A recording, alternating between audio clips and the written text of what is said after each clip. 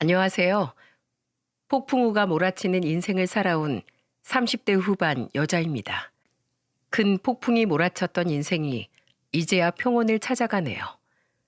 아직 그날의 상처와 아픔이 잔상처럼 남아있지만 이젠 이렇게 사연처럼 보낼 만큼 많이 이겨냈답니다. 인생의 동반자라고 믿어 의심치 않았던 남편의 배신은 저를 2번 죽이는 일이었어요. 분명 마음이 따뜻하고 배려심이 깊던 사람이었습니다. 물론 결혼 전이니까 장점이 더 크게 보였기 때문에 결혼을 선택했겠죠.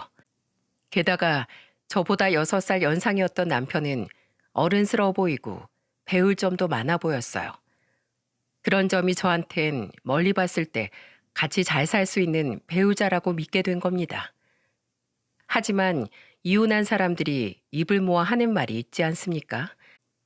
연애랑 결혼은 하늘과 땅 차이라는 말이요. 제가 겪어보니까 이 말만큼 결혼을 제대로 표현한 말이 없는 것 같아요. 연애는 정말 장난에 불과하고 결혼은 정말 현실이더라고요.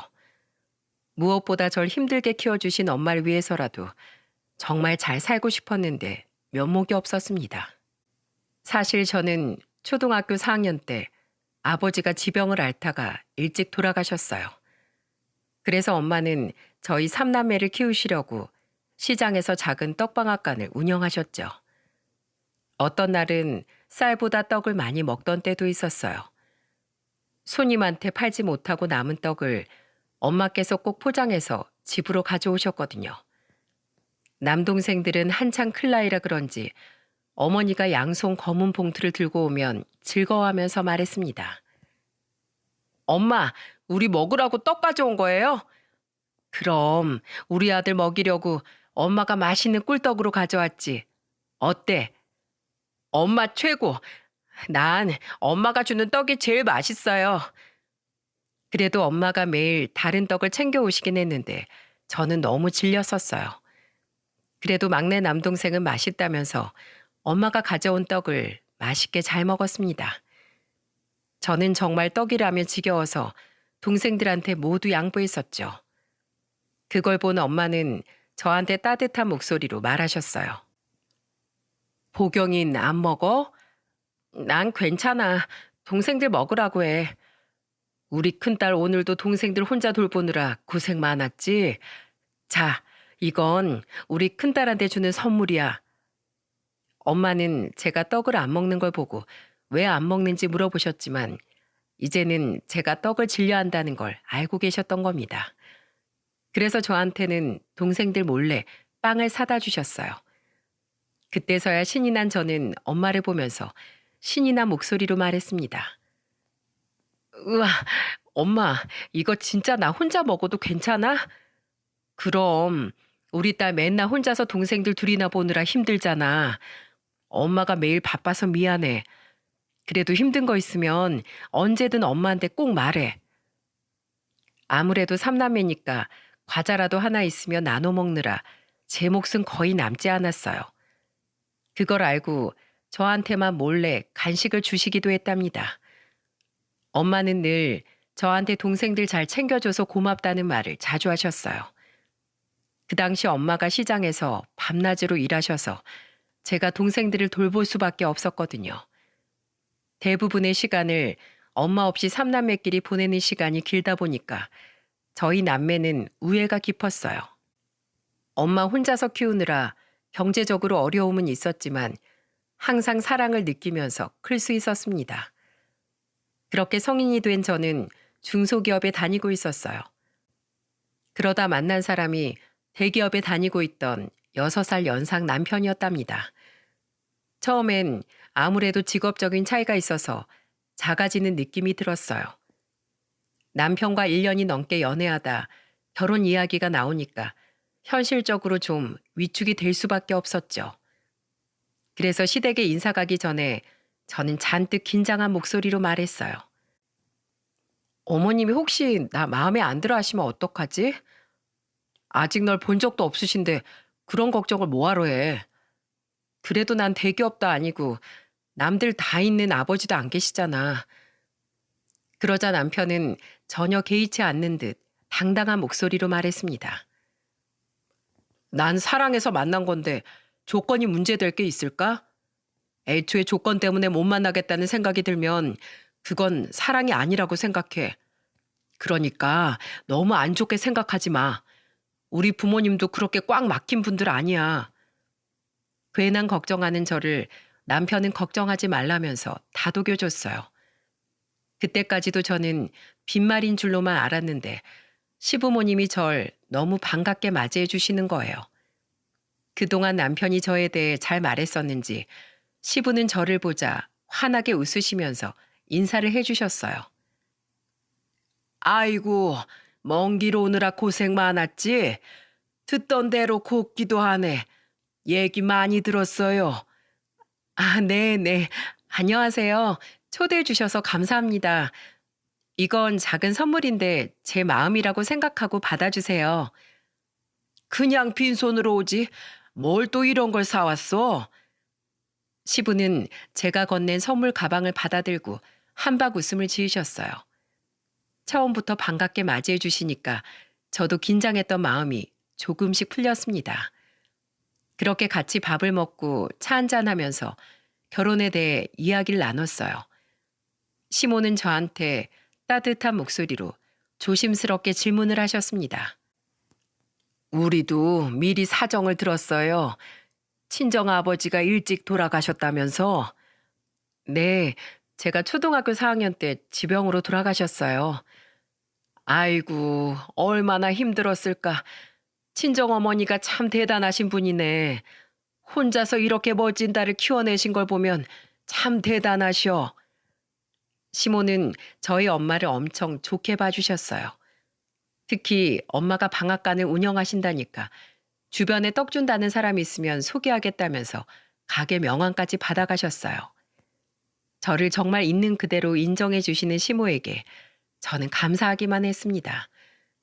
옆에 있던 시부도 제 이야기를 듣고 단호한 목소리로 이런 당부를 하기도 하셨죠. 훌륭한 어머니 밑에서 자란 것 같아. 참 마음에 드네. 우리는 직업으로 사람 따지는 그런 사람 아니야. 직업에 귀천이 어딨어? 그러니까 기죽지 말고 사람이 무슨 일을 하든지 자기 밥벌이만 하면 되는 거야. 둘이 마음 맞춰서 잘 살면 그게 부부지. 시부가 그때 저한테 두 번째 부모라고 생각하라는 말에 정말 마음이 찡했어요. 정말 결혼이 가족 대 가족의 만남이구나. 그제야 실감이 났죠. 그때 정말 분위기가 너무 화기애애해서 자주 만나던 사이라고 해도 어색하지 않을 만큼 즐거운 분위기였어요. 특히 시모는 저한테 장난스러운 목소리로 남편의 어린 시절 얘기를 해주기도 하셨습니다. 내가 우리 아들 비밀 하나 알려줄까? 네, 저 너무 궁금해요. 사실 태연이 제가 공부도 안 하고 학창 시절에 말썽꾸러기였어. 우리가 그나마 회초리 들어서 키웠으니까 저렇게 큰 거야. 안 그랬으면 지금쯤 백수 신세였을 텐데. 난 지금도 제가 어떻게 대기업에 들어갔는지 모르겠어. 아주 신기하다니까. 정말요? 그렇게 말썽을 부렸어요? 그래. 난 나중에 커서 우리 등골 빼먹고 사는 건 아닌가 걱정까지 했다니까. 그런데 그 말썽꾸러기가 커서 이렇게 차마 며느리까지 데려온 거 보면 정말 사람 다 됐어. 이제 철들었나 봐. 역시 남자는 장가 갈 때쯤 철든다니까. 시모의 말에 저도 같이 웃으면서 즐거운 시간을 보냈습니다. 벌써 가족이 된 것처럼 좋은 시간을 보냈죠. 그 후 시모는 정말로 엄마가 운영하는 방앗간에서 가래떡도 사가고 지인 떡이 필요하면 엄마 방앗간을 연결해 주기도 했어요. 그래서 엄마가 저한테 놀란 목소리로 전화했던 적도 있었답니다. 예, 보경아, 네 시어머니 지인이라는 분이 우리 방앗간에서 떡을 맞추고 갔어. 나야 고마운데 괜히 내가 짐이 되는 건 아닌가 모르겠다. 아니야. 어머님이 엄마 방앗간에서 가래떡 사간 게 너무 맛있어서 지인들한테 추천하시는 거래. 내 시댁이라고 생각하지 말고 그냥 손님이라고 생각해. 너무 부담 갖지 말고. 아무래도 엄마는 그냥 손님도 아니고 시모가 지인들까지 데려와 주니까 걱정을 했던 것 같습니다. 그래서 전 정말 괜찮다면서 엄마를 안심시켜 줬습니다. 그렇게 엄마의 걱정과 달리 저는 양가의 축복 속에 남편과 행복한 결혼식을 올렸어요. 좋은 시댁에 든든한 남편까지 제 결혼은 완벽할 거라고 믿었습니다. 그리고 남편은 저의 믿음을 증명이라도 하듯 정말 든든한 모습을 보여줬어요. 정말 남편으로서 가장으로서 손색 없이 역할을 다 해내던 사람이었습니다. 특히 제가 큰아들을 낳았을 때 가장 힘이 된 사람도 남편이었고요. 보통 부부들은 아이가 태어나면 많이 싸운다고 하잖아요. 하지만 남편은 퇴근하고 돌아오자마자 육아로 지친 저를 가장 먼저 챙겼습니다. 그때 남편은 퇴근하고 오면 가장 먼저 손을 씻고 저한테 와서 걱정스러운 목소리로 물었습니다. 오늘은 좀 어땠어? 잠은 좀 잤어? 밥은 먹었고? 오늘 낮엔 좀 잤는데 이러다 밤에 또 안 자면 어떡하지? 걱정 마. 당신 피곤해 보이는데 좀 쉬고 있어. 당신도 일하다 왔는데 무슨 또 애를 본다는 거야. 우리 아들 보는 게 일도 아니고 원래 이만한 나이엔 아빠 목소리를 더 많이 들어야 좋대. 그러니까 걱정 말고 좀 쉬고 있어. 남편의 이런 작은 행동이 저한테는 정말 큰 힘이었어요. 아마 육아를 해본 시청자분들이라면 다 공감하실 겁니다. 100일의 기적이라는 말이 있을 만큼 아이가 100일이 지나기 전엔 정말 전쟁과도 같은 육아를 해야만 하잖아요. 그럴 때 남편이 이렇게 잠깐이라도 교대해주면 얼마나 편하겠어요. 그걸 저희 남편이 정말 군말 없이 잘해줬기 때문에 저는 육아로 남편과 싸운 적은 없었습니다. 이렇게 손발이 척척 맞던 저희 부부는 슬아의 아들을 둘이나 낳고 정말 여느 집 부럽지 않게 잘 살고 있었답니다. 하지만 그 행복이 어디 영원할 수만 있겠습니까? 행복한 동화도 결말이 있는 것처럼 제 행복도 그리 길지는 못했어요. 남편은 큰아들이 초등학교에 입학하던 딱 그 시점부터 점점 다른 사람이 되기 시작했습니다. 부부가 살면서 가장 하지 말아야 하는 게 무시라고 생각해요. 특히 제가 자식들을 돌보느라 회사를 그만두고 집안일을 도맡아 했습니다. 그런데 어느샌가 남편이 그런 저를 은근히 무시하면서 말하더군요. 여보, 아침 밥상 반찬 이게 뭐야? 내가 나물 반찬 싫다고 했잖아. 일하러 가는 남편한테 이거밖에 못 차려줘? 아침부터 애들도 안 하는 반찬 투정을 하고 있어. 여기 생선 있잖아. 생선 먹어. 이쪽에 동그랑땡도 있네. 내 말 못 알아들었어? 생선 말고 고기라고 고기. 돼지든 소든 반찬 좀 신경 쓰라고. 알겠어. 나도 요즘 우리 첫째 초등학교 입학해서 챙길 게 얼마나 많은데. 안 그래도 정신 없는데 당신까지 꼭 이렇게 보태야겠어? 남편은 그날따라 평소에 잘 먹었던 고등어 구이도 싫다면서 고기 타령을 했어요. 그러면서 반찬 투정을 하는데 같이 밥 먹는 애들 앞에서 싸울 수도 없고 이를 악물고 말했네요. 하지만 부부싸움은 정말 산 넘어 산이 따로 없었습니다. 차라리 불만이 있으면 정정당당하게 말을 하던가 남편은 비겁하게 인신공격까지 하더라고요. 집안일 다 끝내고 저녁에 드라마를 보는 건 저의 유일한 행복이었습니다. 그런데 제가 드라마를 보고 있는데 남편이 리모컨을 획 뺏어가더니 갑자기 채널을 돌려서 뉴스를 트는 거예요. 그러면서 절 보고 한심하다는 목소리로 말하더군요. 이 사람이 세상 돌아가는 거 좀 보고 살아. 맨날 저런 드라마만 쳐다보고 사니까 세상 돌아가는 것도 아무것도 모르지. 우리나라 대통령이 누군진 알아? 그렇다고 보고 있는 걸 왜 돌려? 뭐 나한테 불만 있어? 요즘 나한테 왜 시비 못 걸어서 안달난 사람처럼 사사건건 시비를 걸어? 내가? 아유, 됐어. 집구석에서 드라마만 보는 당신이랑 내가 무슨 얘기를 해? 집구석 들어와도 대화가 안 통하니까 재미가 하나도 없네. 대화가 안 통해? 당신이 시종일관 짜증난 상태로 나한테 대화가 아니라 시비를 거니까 당연히 대화가 될 리가 있어? 대화다운 대화를 걸어야 나도 말을 할 거 아니야. 꼭 이렇게 언성을 높이게 만들어야겠어? 그래, 내 탓이다, 내 탓이야. 무슨 말을 못하게 하네 아주. 진짜 한동안 제가 하는 것에 뭐든 시비부터 걸고 보는 남편한테 짜증이 많이 났었어요. 그런데 그 와중에 저한테 대화가 안 통한다고 하니까 저도 답답한 마음에 화를 냈던 거예요. 솔직히 계속 화만 내는 남편이랑 대화하고 싶겠습니까? 퇴근하고 집에 오면 맨날 똥 씹은 표정으로 거실에 앉아서 한마디도 안 하고 있었어요. 그래서 애들은 남편이 퇴근하면 슬금슬금 눈치를 보다 방으로 들어가 버릴 정도였죠.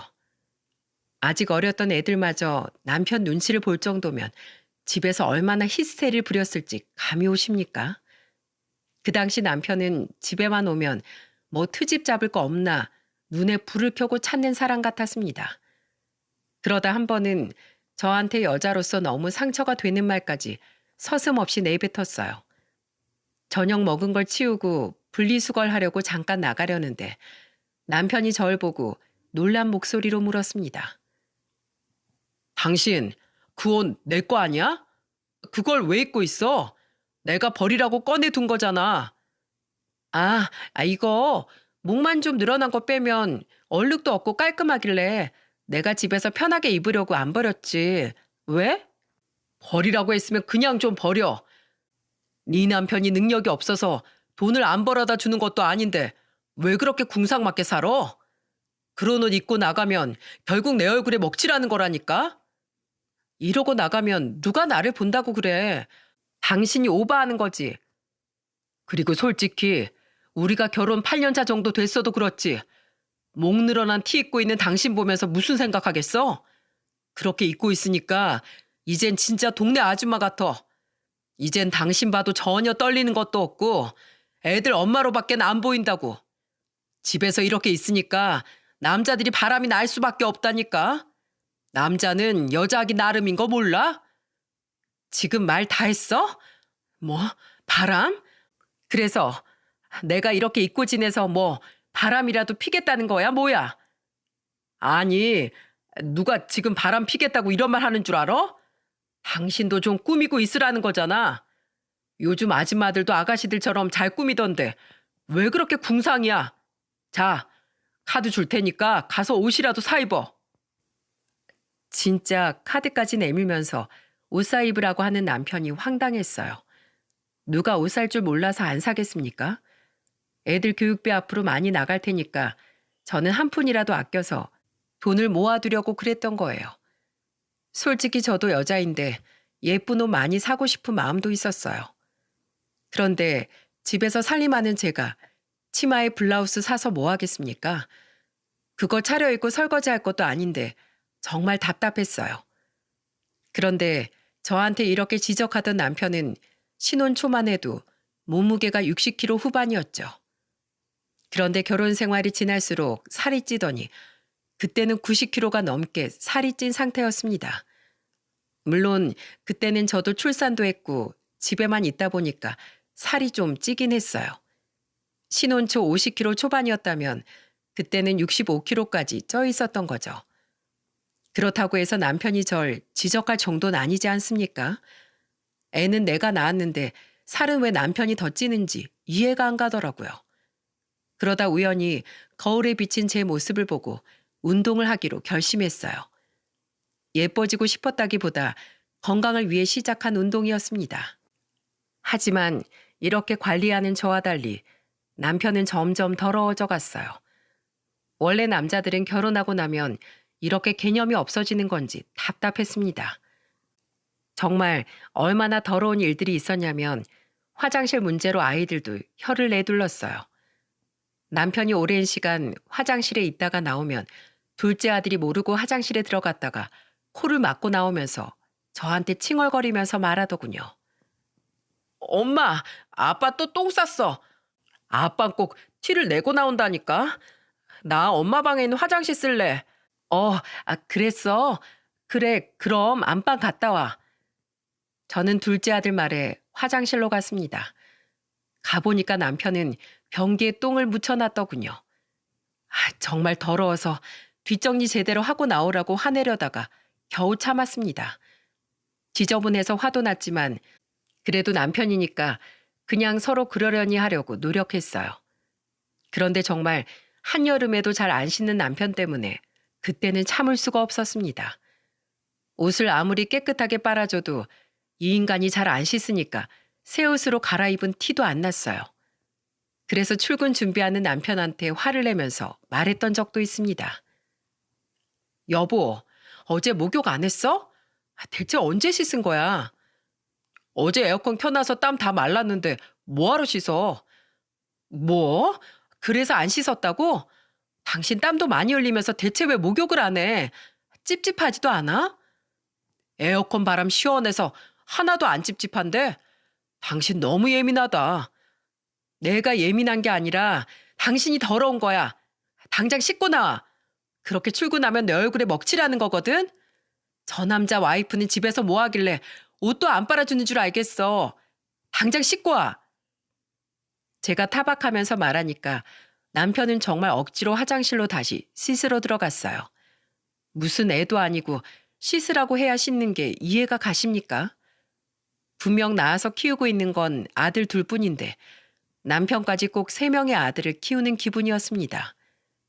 그런데 이 더러운 인간이 잘 씻지도 않으면서 출근 전에는 꼭 향수를 뿌리고 다녔어요.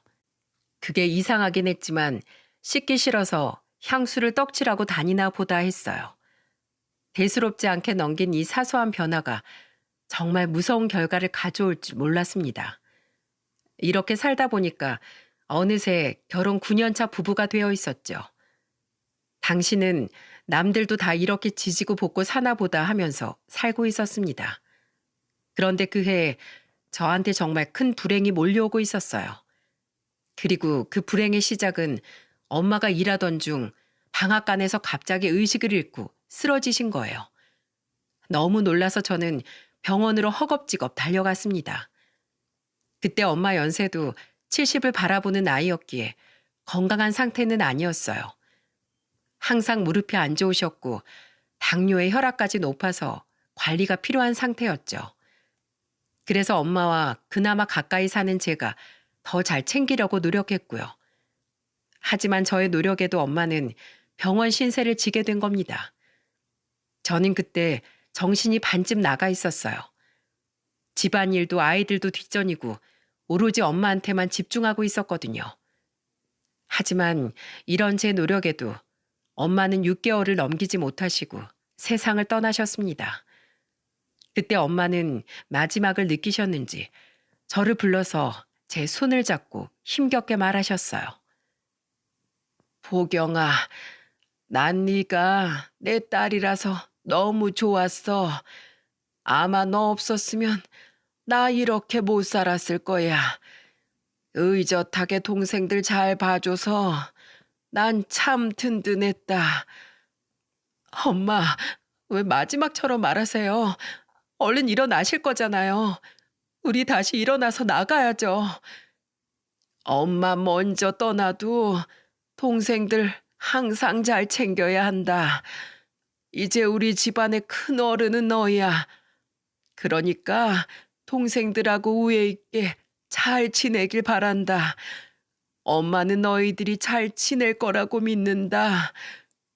엄마, 안 된다니까요? 엄마 미안해요. 고생만 시켜서 죄송해요. 내가 사는 게 바쁘다는 핑계로 잘 못해드려서 너무 죄송해요. 조금이라도 더 같이 있어줄 걸 너무 후회되는데 하루만 더 버텨주세요. 제발요. 저는 힘이 쭉 빠진 엄마를 붙잡고 조금만 더 버텨달라고 애원을 했어요. 정말 하루만 시간이 더 있었다면 그동안 못했던 말들을 전부 전하고 싶은 심정이었습니다. 하지만 하늘도 야속하게 엄마마저 데려갔어요. 남동생들은 슬퍼하는 와중에도 장례 준비로 정신이 없더군요. 그때 저는 남편에게 전화해 엄마 소식을 알렸어요. 여보, 조금 전에 엄마 돌아가셨어. 뭐? 장모님이? 갑자기 이게 무슨 일이야? 당신 지금 좀 빨리 와줬으면 좋겠어. 장례 준비도 해야지. 그래도 당신이 우리 집 큰 사위잖아. 어떡하지? 나 급하게 지방 출장 왔어. 아이, 미리 좀 말하지. 당신 지금 그게 무슨 말이야? 우리 엄마가 돌아가실 날짜를 정해놓고 가셔? 원래 장례는 갑자기 생기는 거야. 이런 일에 시간이 정해져 있겠냐고. 됐고, 당장 와. 그냥 빨리 와서 장례 준비 도우라고. 회사 일인데 그러면 나보고 어떡하라고? 나 이거 내일이나 갈 수 있어. 내가 팀장이라 내가 없으면 안 되는 프로젝트란 말이야. 아, 나도 진짜 답답하다. 장모님 마지막 길 배웅도 못하는 내 심정은 편하겠어? 우선 처남들이 있으니까 하루만 좀 참아. 내가 일 보고 내일 오후에 갈게. 나 지금 회의 가야 되니까 좀 끊을게. 미안해 진짜. 처남들한테 말 좀 잘해주고. 남편은 회의에 들어가야 한다면서 제 전화를 그대로 끊어버렸습니다. 그 순간 전화를 끊는데 속에서 천불이 나더라고요. 아무리 중요한 프로젝트가 있어도 하나밖에 없는 장모님 장례를 이런 식으로 떠넘기는 게 너무 실망스러웠습니다. 일도 중요하지만 하나뿐인 가족 장례에도 달려오지 않는 게 정말 화가 치밀었어요. 그래도 그 순간 제가 할 수 있는 건 그 인간을 믿고 기다릴 수밖에 없었습니다. 결국 저는 동생들과 같이 장례식을 준비하고 조문객을 맞이해야만 했습니다.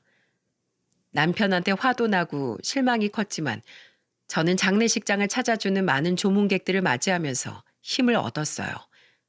그동안 엄마는 동네 형편이 어려운 사람들에게 은혜를 베풀고 지내셨습니다. 독거노인이나 결식아동, 한부모 가정 등 어려운 이웃을 위해서 떡도 나눠주고 생필품이나 라면 같은 걸 후원하던 참 좋은 분이셨어요. 그래서 엄마의 도움을 받았던 많은 분이 와주셨습니다. 그때 엄마와 같이 일했던 친구분도 오셔서 저한테 엄마 이야기를 하면서 울면서 말했습니다. 아이고, 보경아, 이게 다 무슨 일이야? 니네 엄마가 왜 이렇게 급하게 간 거야? 세상에 저렇게 좋은 사람이 왜 그렇게 빨리 간 거야? 아주머니 오셨어요. 이렇게 와주셔서 너무 감사합니다. 감사는 무슨 감사야? 내가 당연히 와야지. 너희 엄마 사회의 모범이 되는 그런 사람이었어. 너도 잘 알지? 너희 엄마만큼 좋은 사람 본 적이 없다. 엄마 좋은 데 가실 거예요. 아주머니, 그래도 좋은 모습으로 기억해 주셔서 정말 감사해요. 엄마는 정말 한 분 한 분이 다 입을 모아서 좋은 사람이라는 말을 많이 했어요. 그리고 저는 장례식장에서 엄마의 또 다른 비밀을 알게 됐습니다. 장례식장에 한 학생이 교복을 입고 나타났길래 저는 조심스레 다가가 물었습니다. 학생, 여긴 무슨 일로 왔어요? 저 할머니한테 매달 후원받았던 김학민이라고 합니다. 네? 저희 엄마가 후원을 했었다고요? 저는 엄마가 고등학생 후원을 하고 있다는 걸 전혀 모르고 있었거든요. 제가 아무것도 모르는 것 같았는지 학생은 천천히 말했습니다. 2년 전부터 매달 20만 원씩 후원해주고 계셨어요. 그 후원이 저한텐 정말 희망이었거든요.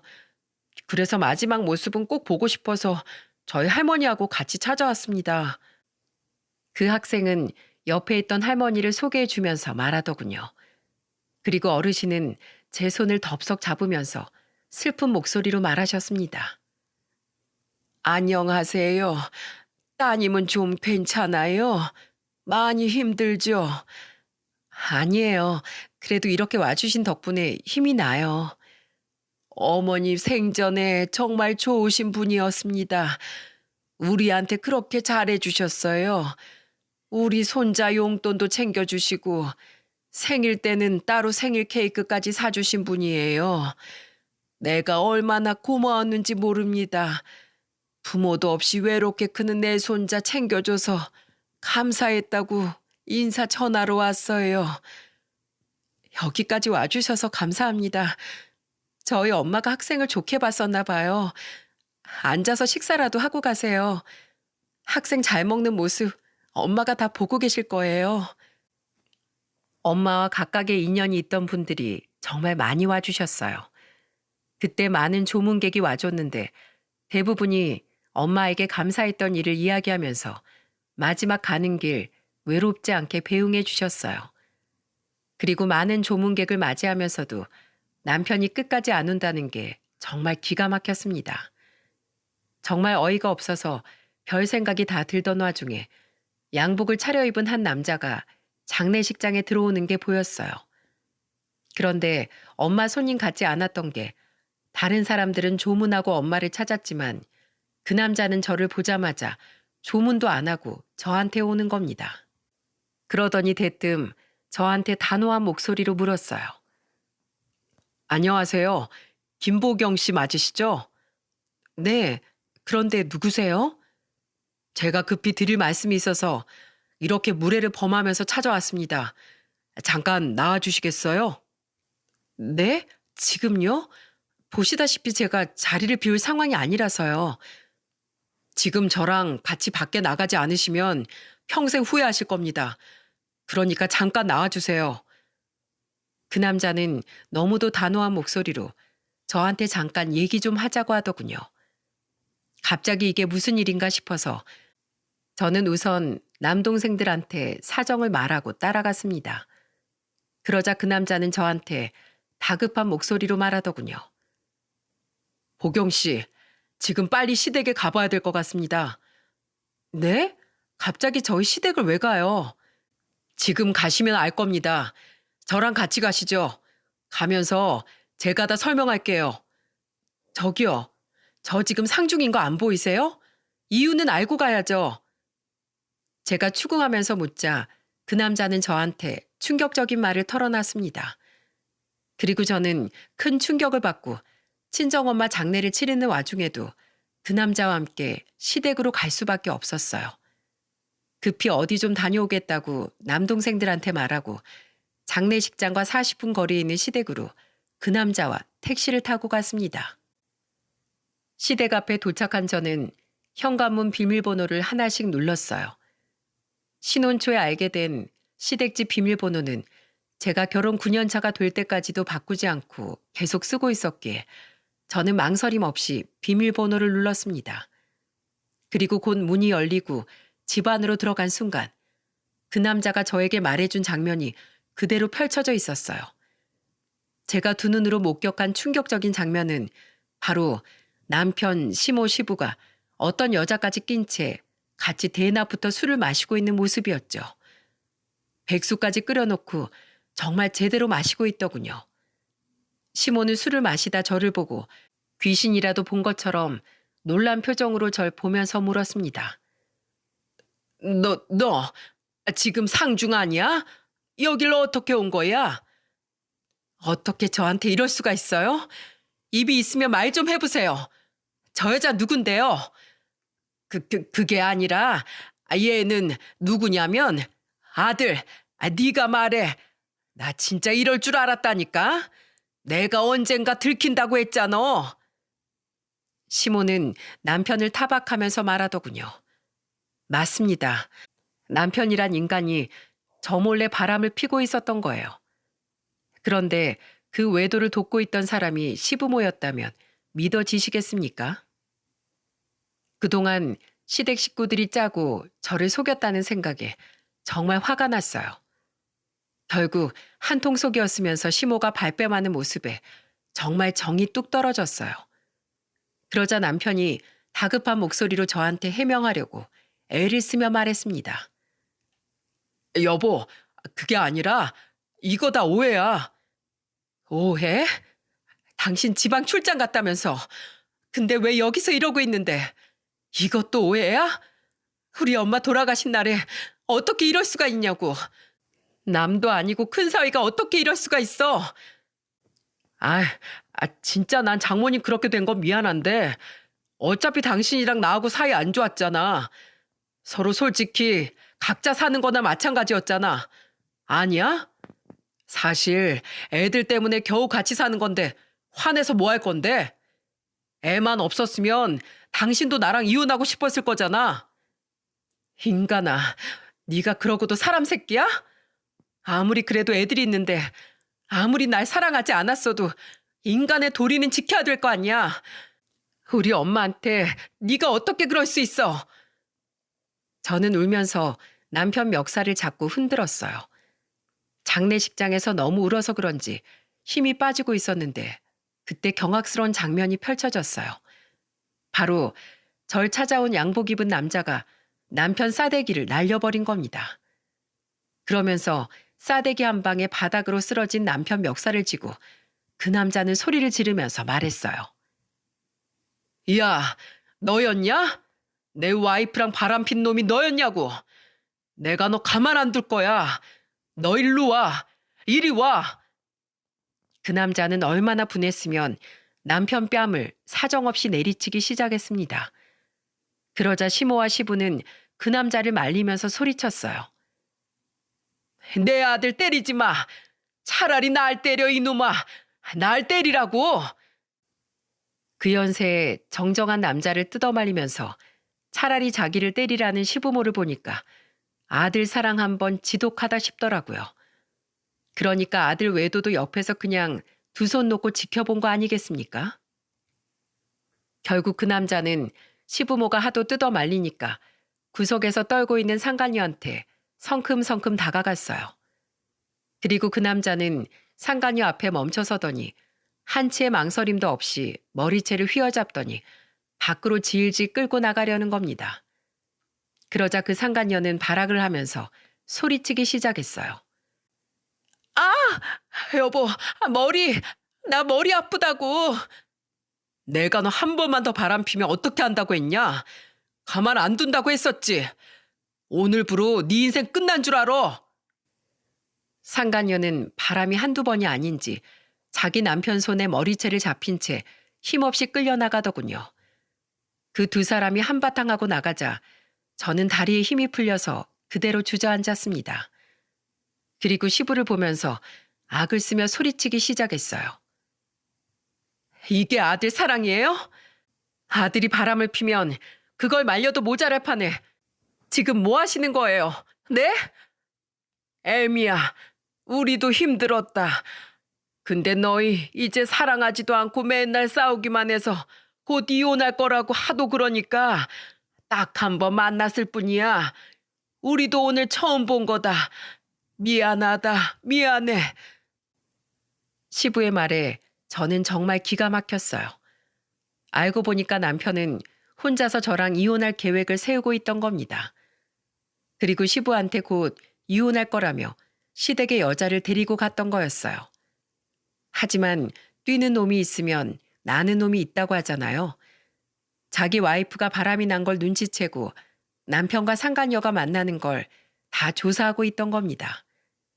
심지어 조사 도중에 시댁 주소도 알게 됐는데 남편이 집보다 시댁을 더 자주 왔다 갔다 하니까 그 앞에서 잠복까지 했던 거예요. 그러다 시모가 남편과 나오면서 상간녀가 인사 올 때 음식을 뭘 만들어주면 좋을지 얘기하던 걸 그 남자가 딱 듣게 된 거죠.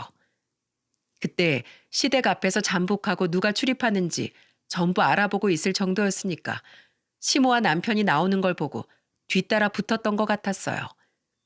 그 후 사랑까지 써서 절 뒷조사하기 시작했는데 제가 딱 상중인 걸 알고 남편의 외도 사실을 폭로하려고 의도적으로 접근했던 겁니다. 정말 치밀하지 않습니까? 얼마나 와이프가 바람이 많이 났으면 아주 이런 쪽으론 도사가 된 것 같았어요. 그리고 저한테도 남편이 바람 피우는 걸 보여주려고 이렇게 시댁으로 같이 쳐들어오게 된 거죠. 그 상간녀는 남편이랑 같은 회사에 다니는 7살 어린 직원이었어요. 진짜 유부남 유부녀가 애까지 딸려 있으면서 이런 짓을 할 수 있는 겁니까? 아무리 저한테 정이 떨어져도 애들을 생각해서라도 그러면 안 되는 거 아닌가요? 도저히 이해할 수 없는 무개념 행동에 남편을 보면서 악을 쓰며 소리를 질렀습니다. 당신 두고 봐. 내가 오늘 우리 엄마 장례식 때문에 이대로 물러가는데 오늘 이 순간 반드시 후회하게 만들어줄 거야. 알겠어? 한순간 잘못된 선택이 당신 인생 어떻게 무너뜨리는지 똑똑히 지켜봐. 우리 엄마 장례식장이 아니라 여기서 저 여자랑 있던 거 평생 땅을 치면서 후회하게 만들 거야. 그리고 마지막으로 어머님, 아버님이라고 부를게요. 이제 손주들은 어떻게 보실 건가요? 아들 잘못된 길로 빠지는데 동조한 거 절대 용서 못해요. 아시겠어요? 인생 똑바로 사세요. 알았어요, 아줌마 아저씨? 그 순간 저는 악에 받쳐 있었어요. 장모 마지막 길을 지킬 생각은 안 하고 남편이 저런 짓을 꾸미고 있었다는 게 너무 화가 나더라고요. 게다가 시부모까지 저를 바보로 만들었다는 사실이 저를 너무 힘들게 만들었습니다. 다시 장례식장으로 가면서 눈이 빨갛게 부을 만큼 울었습니다. 엄마를 잃은 아픔과 남편의 외도로 가슴이 다 찢기는 것 같았어요. 장례를 치르는 동안 저는 밥도 제대로 못 먹고 물도 제대로 마시지 못했어요. 그래도 엄마의 마지막 모습을 배웅하려고 쓰러져도 오뚜기처럼 다시 일어서야만 했습니다. 무엇보다 엄마 장례식장에서 그런 일로 울고 싶지 않았거든요. 그러다 엄마 장례가 끝나고 저는 그대로 쓰러져 버렸습니다. 눈을 떠보니 병원 응급실까지 실려온 저를 남동생 2명이 걱정스럽게 바라보고 있더군요. 그리고 제가 눈을 뜨자 다급한 목소리로 추궁하며 물었습니다. 누나 왜 그래? 그때 양복 입은 사람 누구야? 그 사람 누군데? 누나 그때부터 이상했어. 빨리 말해봐. 저를 걱정하는 동생들의 얼굴을 보자 저는 벅차올라서 눈물이 쏟아졌습니다. 그래서 결국 모든 사실을 다 털어놨어요. 혼자 끙끙 앓고 있을 때보다 털어놓으니까 속은 훨씬 시원했어요. 그러자 막내 남동생이 극대노를 하면서 소리쳤습니다. 엄마 장례식에 머리카락도 안 비추더니 사람 새끼 아니네. 누나, 절대 봐주지 마. 그리고 내가 시키는 대로 해. 이혼은 당연한 건데 그냥 이혼하면 내가 화병이 날 것 같아. 그런 놈은 사회에 발도 못 붙이게 만들어야지. 그래 누나, 나도 있잖아. 걱정하지 마. 우리가 누나 지켜줄 거야. 언제 이렇게 다 컸는지 제 일에 화를 내면서 달려드는 동생들이 듬직하더군요. 그리고 제가 퇴원을 하고 나서부터 남동생들과 같이 복수의 칼을 갈기 시작했습니다. 제일 먼저 동생들과 시작했던 복수는 회사에 민원을 넣는 일이었어요. 남동생과 저는 폭로글을 써서 계속해서 회사 담당자한테 보내기 시작했답니다. 땡땡 부서에 있는 김태현 팀장과 땡땡땡 부서에 있는 유부녀 주미연 대리를 고발합니다. 두 사람은 가정도 있고 아이도 있으면서 외도를 해왔습니다.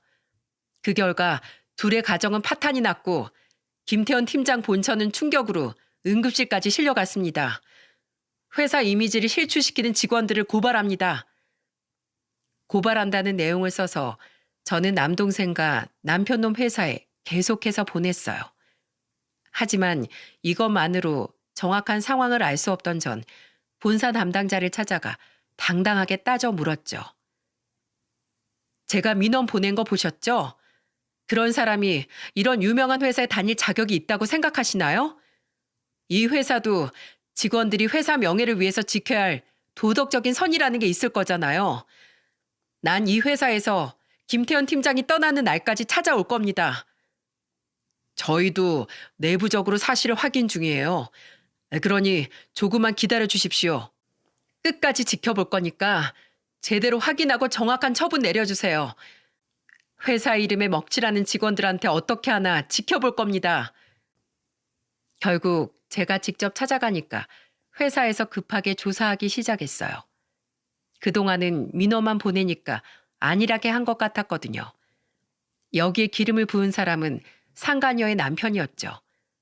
그 남자는 회사 앞에서 피켓을 들고 1인 시위까지 하고 있던 겁니다. 그러니 회사에서도 소문이 날까 부랴부랴 조사를 시작할 수밖에 없었죠. 발 없는 말이 천리 간다고 남편 놈과 상간녀가 바람폈다는 게 회사의 소문이 쫙 퍼지고 말았어요. 결국 회사에서도 품위 위반으로 두 사람을 권고사직 처분을 내릴 수밖에 없었던 겁니다. 그렇게 한순간의 잘못된 선택으로 두 사람은 회사도 잃고 가정까지 잃게 된 거였죠. 그래도 쪽팔린 건 아는지 사내에 소문이 쫙 퍼지니까 자기들 발로 나왔다고 하더군요. 이게 가족을 배신하고 바람핀 자들의 최후 모습이었습니다. 그 후 저는 어떻게 했는 줄 아십니까? 이제 모든 걸 잃은 상간녀한테 위자료 소송을 걸었고 남편과는 이혼 절차를 밟게 됐어요. 그러자 뒤늦게 이제 시모한테 전화가 왔어요. 안 받으려다가 받았는데 정말 황당한 소리를 하더군요. 애미야, 그래도 애들은 보여줄 거지? 애들한테 할머니 할아버진 우리뿐이잖아. 애들한테 부끄럽지도 않으세요? 부끄럽지 않냐고 제가 그때 말씀드렸죠. 당신들이 그 여자를 집안에 끌어들인 순간 당신들은 손주들을 볼 자격을 잃으신 거예요. 그렇게 아끼는 아들 백수된 거 보면서 평생 후회하면서 사세요. 아시겠어요? 다신 연락하지 마세요. 저는 시모 전화를 매몰차게 끊어버렸어요. 그리고 집에 도착한 저는 문 앞에 무릎을 꿇고 있는 남편을 보고 기가 찼습니다. 저를 보자마자 울면서 매달리더니 애원을 하면서 말하더군요. 그 여자가 나 꼬셨어.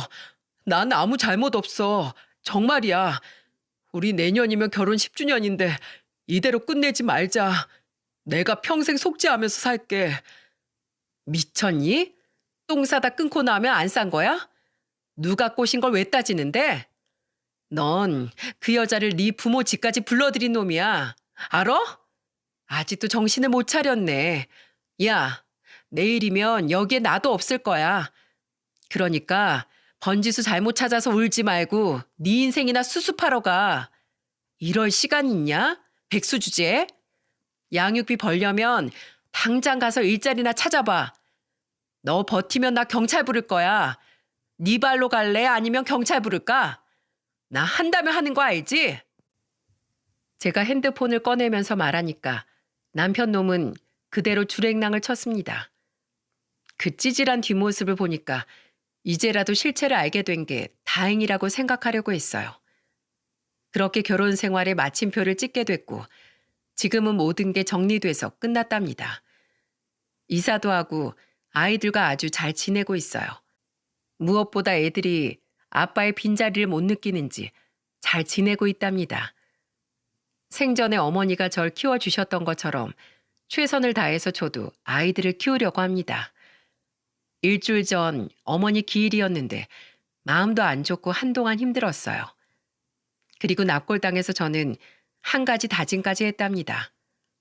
비록 이혼했지만 저는 항상 당당하게 살아야겠다는 다짐을 했네요. 늘 어머니가 저한테 당당하게 살아가라고 하셨거든요. 그래서 제가 사연을 쓴 이유도 다시 한번 마음을 다짐하기 위해서랍니다. 엄마도 저한테 잘했다고 흐뭇하게 보고 계시겠죠? 저는 이제야 그날 일을 이렇게 털어놓을 수 있게 됐어요. 얼마 전에 들어보니까 남편 놈은 어깨에 소문이 쫙 퍼져서 아예 취업이 막혔다더군요. 그래서 시댁에 얹혀 살고 있다고 하는데 듣던 중 반가운 소식 아닌가요? 그러게 왜 순간의 실수로 인생을 망치는지 모르겠습니다. 저는 이제 그런 놈 털어내고 아이들과 잘 살아볼게요. 여러분들의 많은 응원 부탁드리겠습니다.